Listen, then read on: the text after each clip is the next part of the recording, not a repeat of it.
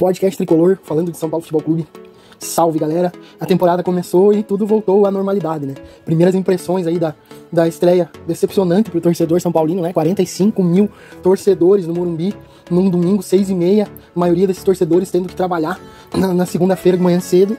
Vai pro estádio prestigiar na expectativa que foi criada sobre o que o São Paulo poderia apresentar, e um jogo ruim, um jogo chato de assistir, um São Paulo previsível, sem criatividade, como saiu inclusive na matéria do GE. Novo São Paulo, velhos problemas. Então São Paulo repetindo os mesmos modus operandi da última temporada, porém, todavia, entretanto, é um time reformulado. Foram 12 saídas, como a gente já cansou de divulgar e falar e discutir aí nessa pré-temporada, os jogadores que saíram, 6 jogadores contratados, muita expectativa, né, sobre os jogadores, sobre o que foi mostrado, falado de alguns jogos treino, do que vinha acontecendo nos treinamentos, apesar do Rogério Ceni ter fechado a maioria dos treinamentos, né?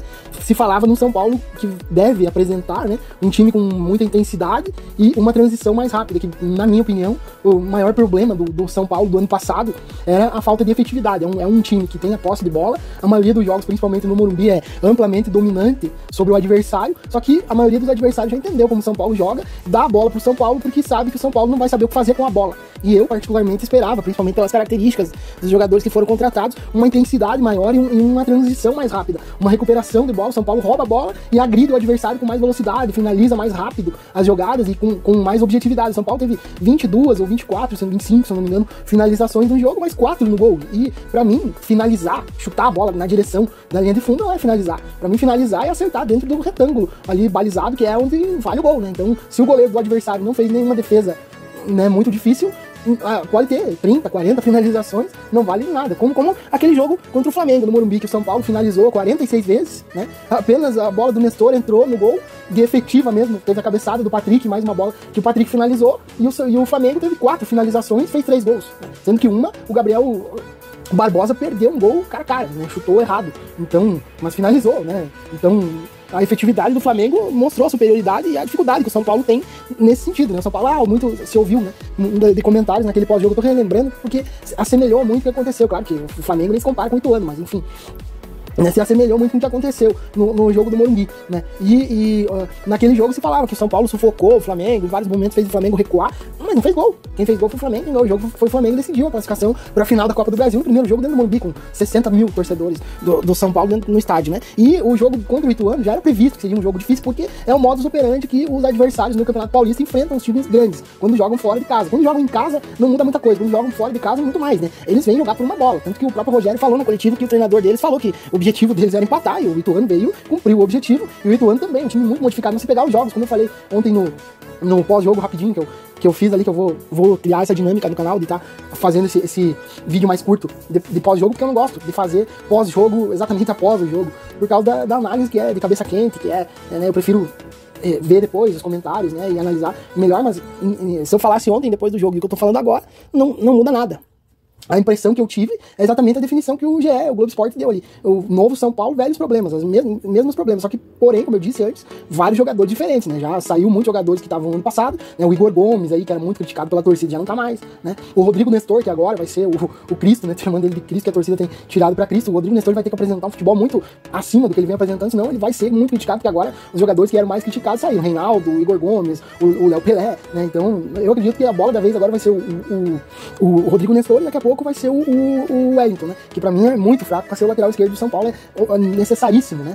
O São Paulo contratar aí um lateral esquerdo, porque o Wellington e o Lisieiro não vão dar conta, e o Rogério já percebeu isso, e ontem na coletiva ele expressou, né? Então, a impressão que eu tive do jogo foi essa, né? Um time novo com os problemas velhos. Então o São Paulo vai ter que apresentar uma melhora muito significativa na próxima semana, porque no meio de semana já tem um jogo contra a Ferroviária fora de casa, que o São Paulo normalmente joga melhor fora de casa, até porque o adversário não joga tão fechado, como eu comentei, em relação ao Ituano, que jogou pra empatar dentro do Morumbi, e contra o Palmeiras lá no Allianz Parque, que vai ser o primeiro grande teste, né? Porque se o São Paulo pensa em competir de alguma forma, vai ter que conseguir jogar lá, igualando mais o jogo contra o Palmeiras. Os últimos jogos lá no Allianz Parque, o São Paulo, à exceção da final do Campeonato Paulista do ano passado, conseguiu igualar mais, né? O jogo da Copa do Brasil foi mais igual, e o jogo do Campeonato Brasileiro foi mais igual, foi um 0x0 pro São Paulo, com 2 jogadores expulsos, né, no jogo. Mas vai ser o primeiro grande teste. Então o São Paulo já precisa apresentar uma melhora maior nesses jogos. O Campeonato Paulista é teste, período de experiência, com certeza, a primeira fase do Campeonato Paulista é fraquíssima, né, só não se classifica se não quiser, se fizer muita força, porém, o São Paulo ano passado começou também, né, nessa oscilação e foi evoluindo, chegou até a final. A minha expectativa e obrigação, no meu ponto de vista, do São Paulo, pela qualidade dos adversários diretos, que seria o Santos e o Corinthians, e como estão também numa reformulação, né, com novos treinadores, aí mudança de elenco também, assim como o São Paulo, mas o São Paulo tem a vantagem de já ter um trabalho construído pelo Rogério sendo iniciado em 2021, então o São Paulo tem a continuidade do treinador que o Santos e o Corinthians não tem, né, e vai competir contra o Palmeiras, que vem, né, estruturado, papa títulos aí, né, junto com o Flamengo, que vem empilhando taças aí, o melhor treinador do Brasil na atualidade, o Abel Ferreira, né, e um elenco forte e competitivo, e o São Paulo, se quiser competir com esse Palmeiras, vai ter que evoluir e melhorar muito. Pra mim, a obrigação é chegar na final, pelo menos contra o Palmeiras, repetir as últimas duas finais, e não aconteceu o que aconteceu no ano passado, né, que frustrou totalmente o torcedor. Então, vamos aguardar aí o restante da temporada. Mas a impressão que eu tive do primeiro jogo é essa, tem que melhorar, mudar muita coisa, claro que vai incorporar aí novos jogadores, o Mendes, né, vai ter oportunidade de jogar, é um jogador que tem muita expectativa de dar uma qualidade melhor aí no meio campo, né, dar uma mudada na dinâmica do meio campo do São Paulo, que Pablo Maia e Nestor não conseguem dar essa dinâmica que o São Paulo precisa, não consegue dar essa velocidade na transição, que é o que eu pontuo mais, o que eu espero do São Paulo, pra não ser previsível, como tá sendo pro adversário que vem no Morumbi dar a bola pro São Paulo, porque sabe que o São Paulo não vai saber o que fazer com a bola, então o São Paulo precisa ter uma transição mais rápida na hora que recupera a bola e efetividade, pra isso tem os jogadores abertos, né. Pra mim o grande destaque ontem do jogo, se tem alguma coisa positiva pra se destacar no 0x0 contra o Ituano, que não oferecer perigo nenhum pro São Paulo, é o Wellington Rato, que pelo menos, né, mostrou que vai ter vantagem, que vai ter determinação e quer ser titular de São Paulo, quer aproveitar a oportunidade da carreira dele, com 30 anos, jogar no São Paulo, né, ser contratado pelo São Paulo pagando 5 milhões pelo jogador. Então, pelo menos mostrou que vai tentar valorizar o investimento que foi feito. O Pedrinho ainda precisa se adaptar ao esquema e ao jeito que o Rogério quer que ele jogue, porque ontem ele inverteu algumas vezes ali com o Wellington Rato, e eu prefiro que ele jogue pela esquerda, com o pé trocado, pra ter essa opção de chute no gol, que é uma coisa que o São Paulo não faz muito,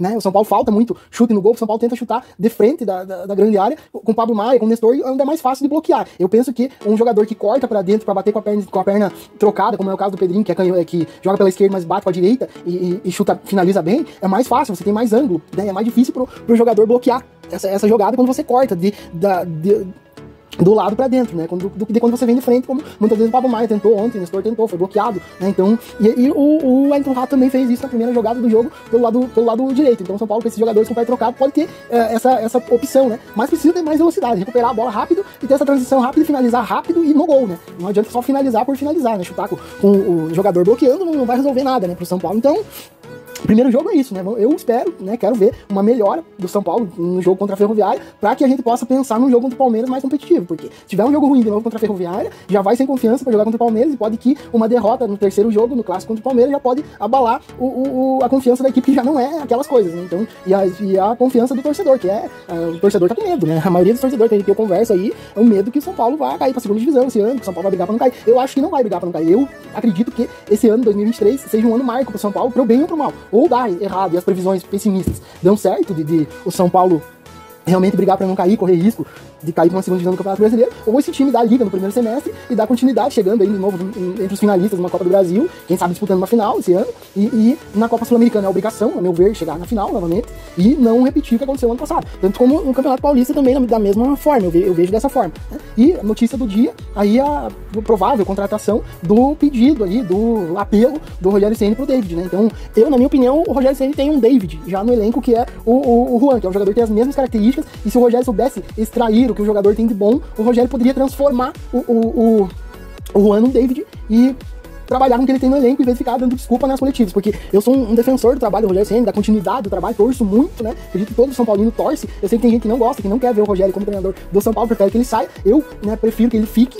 e que dê certo, do que trocar um treinador, né, e começar de novo um trabalho que ele já vem fazendo desde 2021, eu prefiro tentar até o limite, mas o Rogério às vezes não se ajuda, eu até coloquei ontem, me ajuda a te ajudar, como diria o Ale Oliveira, né, porque é difícil defender algumas coisas, algumas colocações que o Rogério faz, principalmente nas coletivas, né, ele falar que teve jogadores que ele indicou e teve jogadores que a diretoria indicou, né? E aí existe um bastidor de que, por exemplo, o Galopo é um jogador que ele não pediu e ele não dá oportunidade para o jogador, né? Eu espero que não, até porque, claro que a briga no meio campo hoje é muito mais acirrada com a chegada do Jackson Mendes, né? Mas o Galopo pode ser muito útil pro São Paulo, né? Talvez não como um titular absoluto, mas um jogador que tenha consistência no time, que tenha constância, né? E se adapte ao esquema. O problema é que o Rogério, em vez de melhorar o que o jogador tem de bom e tirar o que o jogador tem de bom, explorar o que o jogador tem de bom, o Rogério quer que o jogador se adapte ao jeito que ele quer. Então ele quer transformar o jogador do jeito que ele gosta. E não é assim que funciona, infelizmente, né?